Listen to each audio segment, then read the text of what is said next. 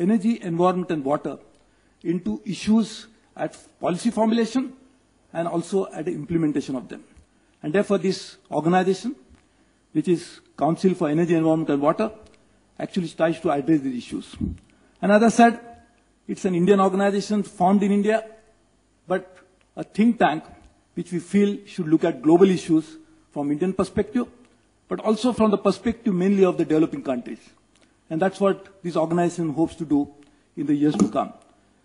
A long journey is ahead, but in the last 2 years, we have done quite a lot. Been in operation for 2 years. I'll take 6 minutes of your time.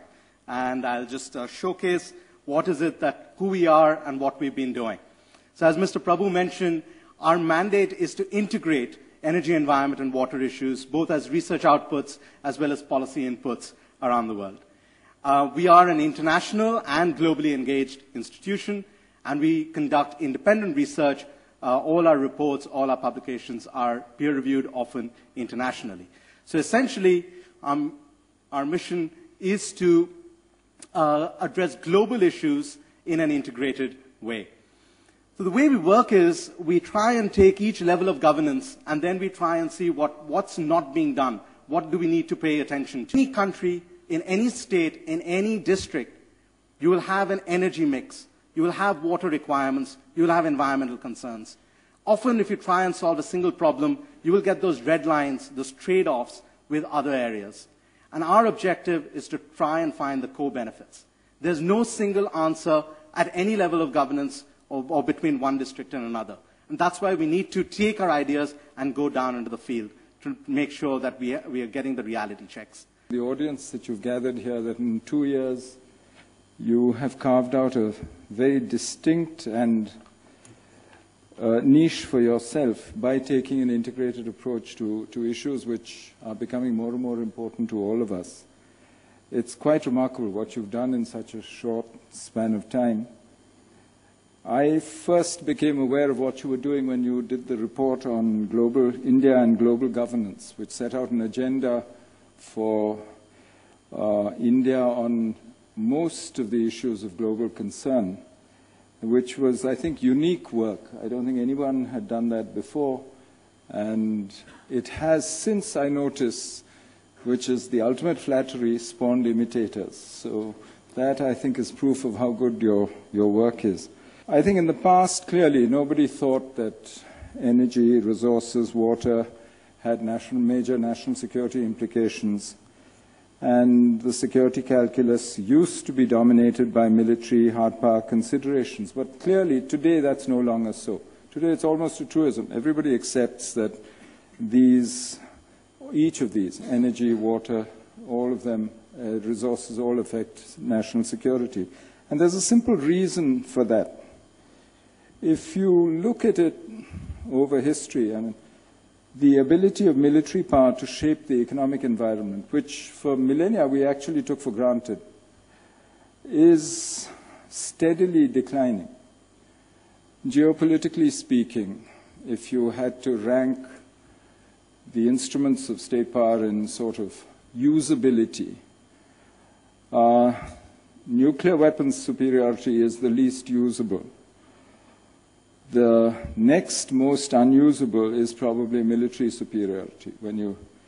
And it's the economic and political levers which are the most usable levers of power today in this world. The result is a turn to non-military weapons, levers, and things like, social media, cyberspace, pipelines, economic sanctions, energy, etc., become means for individuals, states, groups to try and achieve their security goals.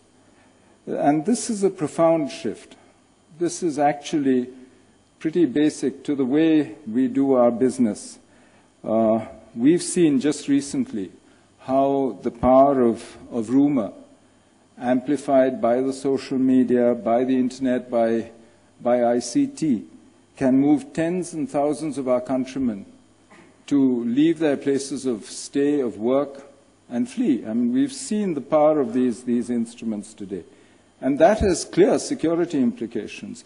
This is not a world that I think we've either thought through or understood yet.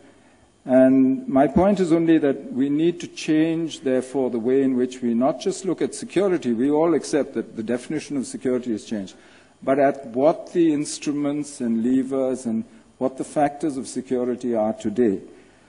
So this is why I think what you intend to do, and your future work especially on resources, efficiency, and security, is particularly significant in this context, because it comes in a profoundly changed context in which we are operating today. It's interesting, in 2011, I think the US obtained less than 10% of her oil imports from the Middle East. Some people say that by 2016 this could be down to zero. New technologies and discoveries are said to make the US self-sufficient in LNG for the next 100 years.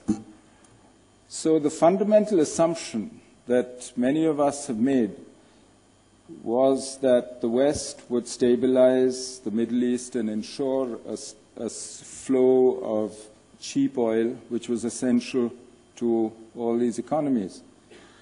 But I don't think we can make that assumption anymore. The Middle East now accounts for less than 16% of global recoverable reserves. And the new fields are in new places, in Brazil, in North America, Central Asia, other locations outside the Middle East. So, in some senses, people can actually afford the turmoil that we see in the Middle East. People can actually afford regime change. Now, these are immediate security consequences of a shift. So there are geopolitical consequences to what we see happening in what traditionally we only regarded as an energy market. And we looked at it purely as a... And that's a big shift. And that's the kind of shift that, frankly, I think there's similar and significant shifts also occurring to a greater or lesser degree in other resources. I mean, whether you look at coal, at iron ore, copper, rare earths, certainly you've just seen all of which I think you will be studying as you go forward in your work. Now, I don't want to just frighten you and say all this has very negative consequences, it should be frightening us. The same shifts mean huge opportunities for us, but you need to be quick, you need to understand them, and you need to deal with them very differently from the traditional ways in which we are used to dealing with them. And that's why I think what you do here, this integrated approach, looking across the board, trying to, and the studies that you're planning to do, I think that's why I think they're so important. We have to appreciate that our economic development and growth is to a very, very large extent going to depend on the way that our programs and strategies on energy and water and the environment play out.